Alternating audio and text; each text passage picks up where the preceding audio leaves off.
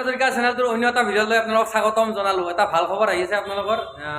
ABUB driver constable আৰু আছাম পুলিচৰ যিখিনি ভেকেঞ্চি ৰিজাল্ট দিব লগা আছিল সেইখিনিৰ কাৰণে ভাল খবৰ আহি গ'ল আপোনালোকৰ।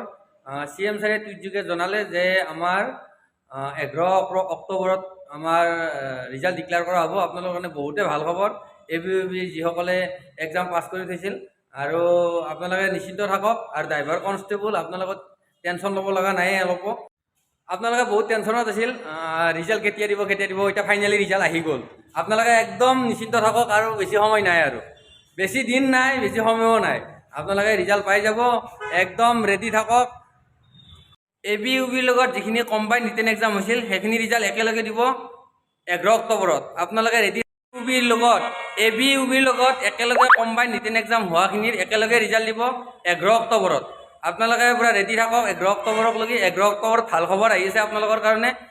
11 অক্টোবৰ বেছি দিন নাই, মাত্ৰ একদিন মাজতে বাকী আছে। একদিন পিছতে আপোনালোকে ৰিজাল্ট পাই যাব।